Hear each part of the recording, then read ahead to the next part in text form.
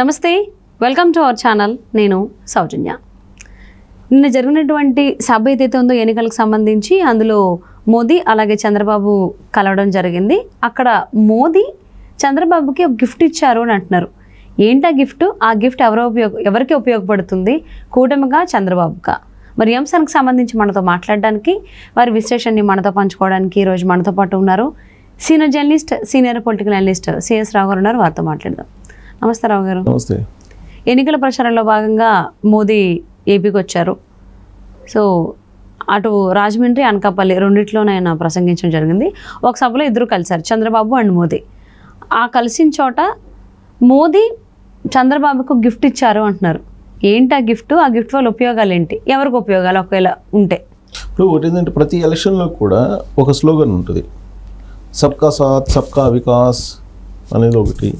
2014 ఎన్నికల్లో తీసుకుంటే నరేంద్ర మోడీ మొత్తం బ్లాక్ మనీని తీసుకొచ్చేస్తాను అని అన్నాడు. అంతకుముందు ఎలక్షన్ వాజ్పేయి తీసుకుంటే కనుక భారత్ వెలిగిపోతుంది అనేది ఒక క్యాప్షన్ తీసుకున్నారు. ఇప్పుడు నరేంద్ర మోడీ ఈ ఎన్నికల్లో తీసుకున్నది ఏంటంటే మోడీ గ్యారంటీ, అది నినాదం. సో మోడీ గ్యారంటీ ఏమి ఇచ్చాడు? ఆంధ్రప్రదేశ్కి వచ్చిన తర్వాత ఆయన చంద్రబాబు నాయుడుకి ఏం చెప్పారు? ఎందుకంటే కూటమికి కెప్టెన్ ఎవరు ఆంధ్రప్రదేశ్లో? చంద్రబాబు నాయుడు. కాబట్టి చంద్రబాబు నాయుడుకి ఏం ఇచ్చారు గిఫ్ట్ అని అంటే, ఆయన జీరో మంత్రాన్ని ఇచ్చారు అని చెప్పవచ్చు. ఎవరు? నరేంద్ర మోడీ. ఏంటి జీరో మంత్రం అంటే? దాని అర్థం ఏంది అసలు? జీరో మంత్రం అంటే దేని గురించి? అది అసలు చాలా క్లియర్గా నరేంద్ర మోడీ జీరో మంత్రంతో జగన్మోహన్ రెడ్డిని కొట్టాడు. ఎలా కొట్టారు అని అంటే, జగన్మోహన్ రెడ్డి చేసింది జీరో, 100% కరప్షన్ చేశారు, అవినీతి అవినీతి అవినీతి అని అన్నాడు. ఎవరు? నరేంద్ర మోడీ. కాబట్టి అది జగన్మోహన్ రెడ్డి విమర్శించడం, వైఎస్ఆర్ కాంగ్రెస్ పార్టీని, ప్రభుత్వాన్ని విమర్శించడం అనేది, అందులో ప్రధానమంత్రి నరేంద్ర మోడీ విమర్శించడం చాలా సీరియస్గా అనేది ఒక పెద్ద అచీవ్మెంట్ కూటమికి. కారణం ఏంటంటే, చిలుకలూరుపేట సభలో నరేంద్ర మోడీ వచ్చారు, ఫస్ట్ సభ అది. ఆ ఫస్ట్ సభలో ఎక్కడ కూడా విమర్శించలేదు, ఓన్లీ క్యాబినెట్లో ఉన్న మంత్రులు మాత్రం విమర్శించారు తప్పితే జగన్మోహన్ రెడ్డి ప్రభుత్వాన్ని కానీ జగన్మోహన్ రెడ్డిని కానీ విమర్శించలే. ఆ రోజు స్పీచ్ని మనం కంపేర్ చేసుకుంటే, ఎక్కడ రాజమండ్రిలో ఇచ్చిన స్పీచ్ కానీ లేదా అనకాపల్లిలో ఇచ్చిన స్పీచ్ కానీ నరేంద్ర మోడీది కనుక మనం ఒకసారి చూస్తే కనుక డెఫినెట్గా అది కూటమికి కొంత బూస్టప్ ఇచ్చేది. బూస్టప్ ఇవ్వడంతో పాటు ఓట్ల చేంజ్ అంటే, ఇప్పుడు కూటమిలో Janasena party, BJP, Telugu Desam party ఉంది. ఓట్ల షేరింగ్ పరంగా చూసుకుంటే లేదా ఓట్ల పర్సంటేజ్ ప్రకారం చూసుకుంటే కనుక Telugu Desam party major vote share ఉంటుంది. ఆ తర్వాత జనసేనకు ఉంటుంది, ఆ తర్వాత బీజేపీకి ఉంటుంది. బీజేపీ వాళ్ళు పోటీ చేసిన చోట ఓట్ల షేరింగ్ జరగాలి అంటే ఆ బీజేపీ మీద, బీజేపీ అగ్రనేతల మీద నమ్మకం ఉండాలి. అదర్వైజ్ ఓట్ల షేరింగ్ అనేది ఇంపాసిబుల్, జరగదు. సో ఆ ఓట్ల షేరింగ్ జరగాలి అంటే అగ్రెసివ్గా జగన్మోహన్ రెడ్డి ప్రభుత్వం మీద, జగన్మోహన్ రెడ్డి మీద విమర్శించాలి. ఎవరు? నరేంద్ర మోడీ విమర్శించాలి. కారణం ఏంటంటే, నరేంద్ర మోడీకి దత్తపుత్రుడు జగన్మోహన్ రెడ్డి అనేది నమ్ముతూ ఉన్నారు ఆంధ్రప్రదేశ్లో ఉండేటువంటి చాలా మంది ప్రజలు. నరేంద్ర మోడీతో కలిసి 5 సంవత్సరాల పాటు ట్రావెల్ అయ్యాడు జగన్మోహన్ రెడ్డి. పైగా ఆయన బెయిల్ మీద ఉన్నాడు, ఆ బెయిల్ మీదనే పరిపాలన సాగిస్తున్నాడు. దీనికి కారణం ఏంటంటే, నరేంద్ర మోడీ అనేటువంటి ఒక అభిప్రాయం బలంగా పోయింది ఆంధ్రప్రదేశ్ ప్రజల్లో. ఆ అభిప్రాయం నుంచి బయటపడేయాలి ఫస్ట్. అప్పుడు బీజేపీ నుంచి ఉన్నటువంటి చోట్ల తెలుగుదేశం పార్టీ ఓటర్లు లేదా జనసేన ఓటర్లు షిఫ్ట్ అయ్యి ఓటేస్తారు ఆ పార్టీకి, అదర్వైజ్ ఓటేయరు. అందుకే ఆయన జీరో ఫార్ములాని తీసుకొచ్చారు, జీరో మంత్రాన్ని జపించారు. జగన్మోహన్ రెడ్డి చేసింది జీరో అభివృద్ధి, అభివృద్ధి అనేది జీరో. కరప్షన్కు పాల్పడ్డాడు, అలాగే అభివృద్ధిని కుంటుపరిచాడు, ఎక్కడ అభివృద్ధి లేదు, కేవలం లిక్కర్, శాండ్, ల్యాండ్ ఈ కుంభకోణాలు చేశారు, జైలుకి పంపిస్తాము అనేటువంటి ఒక కామెంట్లు చేశారు.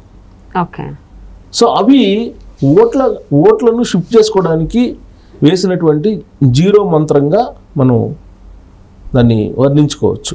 అంటే జీరో మంత్రం అంటే, జగన్మోహన్ రెడ్డి జీరో, ఏమీ చేయలేదు, ఆయన చేసిందల్లా కరప్షను, ఆయన చేసిందల్లా భూదందాలు, ఆయన చేసిందంతా లిక్కర్ దందా, ఆయన చేసిందల్లా ఇసుక దందా, వీటి గురించి ప్రస్తావించాడు. కాబట్టి నరేంద్ర మోడీ ఖచ్చితంగా కూటమిలో ఉండేటువంటి భాగస్వామ్య పక్షాలకి విలువిస్తున్నాడు, ఆయన పొత్తు ధర్మాన్ని పాటిస్తున్నాడు అనేటువంటి అభిప్రాయం కలిగేలా ఆ మీటింగ్లో ఆ స్పీచ్ ఉంది. రాజమండ్రి వేదికగా ఇచ్చినటువంటి స్పీచ్లో కానీ, అనకాపల్లి వేదికగా ఇచ్చినటువంటి స్పీచ్లో కానీ.